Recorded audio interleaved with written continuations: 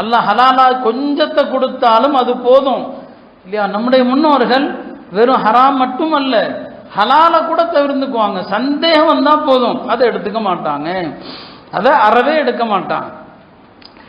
அவங்க சொல்லுவாங்க 9 வகையான ஹலாலுகளை கூட நாங்கள் விட்டுருவோம், ஹராம் வந்துடக்கூடாதுன்னு சொல்லி.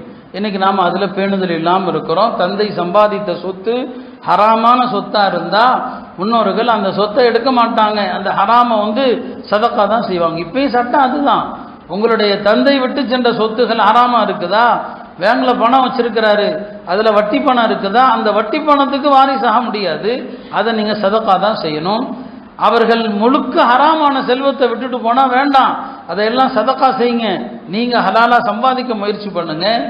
இப்படி ஹராமான விஷயங்களை தயவு செய்து நம்ம பேணலன்னு சொன்னா இந்த உம்மத்துடைய இந்த சோதனைகள், இந்த அழுத்தங்கள், நெருக்கடிகள் எல்லாவற்றுக்கும் காரணமே இந்த விஷயத்துல நம்ம காட்டுகிற அலட்சியம். இதுல அலட்சியத்தை காட்டி விட்டு வழிபாடுகளை சரி பண்றேன், வணக்கங்களை சரி பண்றேன், ஷேகுமார்கள் பின்னால பையத்தாய்க்கிறேன், எந்த ஷேகு பின்னால போனாலும் சரி, இந்த காசு சுத்தமாகாம யாரும் உங்களை சுத்தப்படுத்த முடியாது, எந்த ஷேகும் உங்களை சுத்தப்படுத்த முடியாது. அப்ப இதுதான் அசல் விஷயம், இதுதான். அதனால பெரியவர்கள் எல்லாம் இதைத்தான் சரி செய்ய சொல்லுவாங்க. கொடுக்கல் வாங்கல் சரியான முறையில் இருக்கணும். அதுல தயவு செய்து பாகப்பிரிவினை சட்டத்தை தெரிஞ்சுக்குங்க. யாருக்கு எவ்வளவு, ஒரு மனுஷன் இறக்குறான்னு சொன்னா, இறந்தவன் ஆணுன்னு சொன்னா மனைவி இருக்கிறாங்களா, மனைவிக்கு எல்லா நிலைகளிலும் பங்கு வரும்.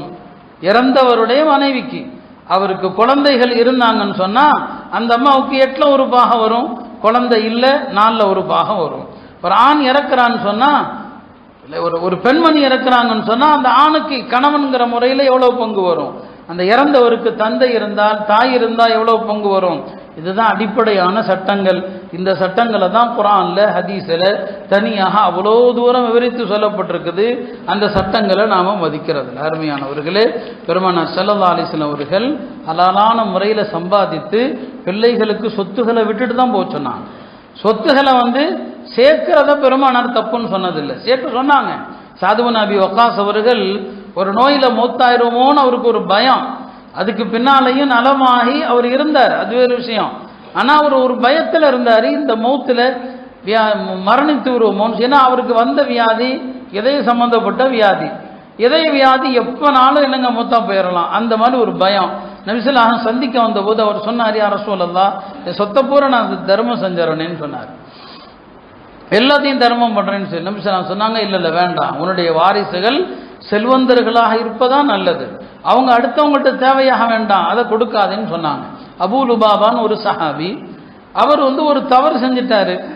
பெருமானார் ஸல்லல்லாஹு அலைஹி வஸல்லம் உடைய ஒரு ரகசியத்தை யூதர்கள்ட்ட அவர் சொல்லிவிட்டாரு.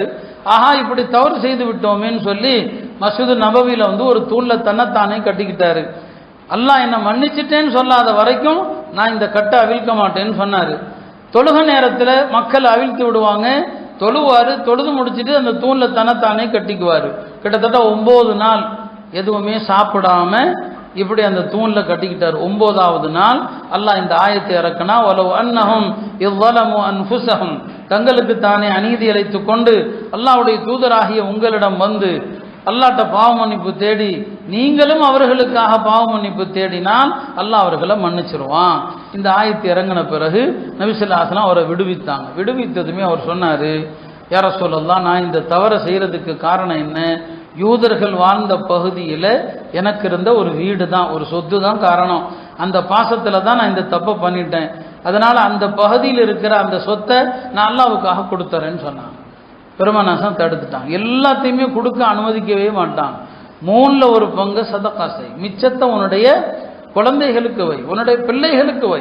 இப்போ ஹலாலான செல்வத்தை பிள்ளைகளுக்கு விட வேண்டும் என்பதை பல ஹதீஸுகளில் பெருமானார் வலியுறுத்தினாங்க. காப் இப்னு மாலிக் அவர்கள் தவறு செஞ்ச போது தன்னுடைய எல்லா செல்வத்தையும் கொடுக்கிறேன்னு சொன்னாரு.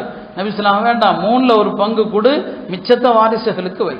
வாரிசுகளுக்கு ஹலாலான செல்வங்களை சேர்க்கிறது மார்க்கத்தில் விரும்பத்தக்கது.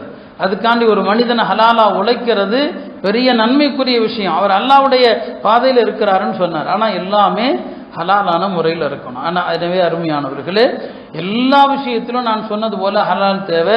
கடைசியாக சொன்னது போல இறந்தவர்களுடைய சொத்துக்களை பிரிக்கிறதுல விரைவு காட்டுங்க. அதில் நீங்கள் தாமதப்படுத்தினால் அந்த சொத்தை பிரிக்கிறதுக்கு யார் தடையாக நிற்கிறாரோ அவர் மீது அல்லாஹ்வுடைய சாபம் உண்டாகட்டும்னு சொன்னாங்க. எல்லாம் இல்லை அல்லாஹ் நம்முடைய செல்வங்களை அல்லாஹ் ஹலாலான செல்வமாக்கி தரணும். நாம் எடுக்கிற நம்முடைய எல்லா செல்வங்களுமே தூய்மையாக இருக்கணும். அதில் சந்தேகத்திற்குரிய எந்த செல்வமும் இல்லாமல் இருந்தால் நீங்கள் செய்யக்கூடிய குறைவான அமல்கள் கூட அல்லாஹ்விடத்திலே ஒப்புக்கொள்ளப்படும். எல்லாம் அல்ல அல்லாஹ் உலக ஆசைகள் இல்லாமல் ஹலாலான முறையில் சம்பாதிக்கக்கூடிய தௌஃபீகை தருவானாக. இந்த ஒரு ஹதீஸையும் ஞாபகத்தில் வைத்துக் கொள்ள வேண்டும். நபி ஸல்லல்லாஹு அலைஹி வஸல்லம் சொன்னாங்க, அடுத்தவருடைய நிலத்திலிருந்து ஒரு ஜான் நிலத்தை எடுத்தார் இல்லையா, ஹராம்ங்கிறது கோடி கோடியாக அடுத்தவன் சொத்தை அபகரிக்கணும்னு தேவையில்லை, லட்ச லட்சமாக அடுத்தவன் பொருளை திருடணும்னு தேவையில்லை.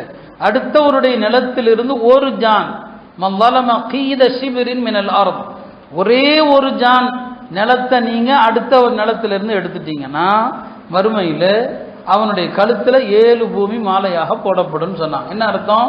இந்த ஒரு ஜான் நிலத்தை எடுத்தவன் 7 பூமி அளவுக்கு கீழே போயிடுவான், பூமிக்குள்ளே போயிடுவான். பூமிக்குள்ளே 7 பூமி அளவு போன பிறகு இந்த 7 பூமியின் தூக்கி அவன் மேலே போடப்படும். இதுதான் ஹதீஸுடைய கருத்து. ஒரு ஜான் நிலத்தை எடுத்தாலே இந்த கதினா, அப்போ ஆயிரக்கணக்கில் லட்சக்கணக்கில் கோடிக்கணக்கில் அடுத்தவர்களுடைய பொருளை திருடுறது, லஞ்சம் வாங்கிறது, அபகரிக்கிறது, பாகப்பிரிவினை சொத்தை கொடுக்காம வைக்கிறது, இதெல்லாம் எவ்வளவு பெரிய தண்டனை என்பதை இந்த ஒரு ஹதீஸை சிந்தித்தாலே நமக்கு போதும். எல்லாம் அல்லாஹ் விளங்கக்கூடிய தௌஃபீகை தந்துள்வானாக.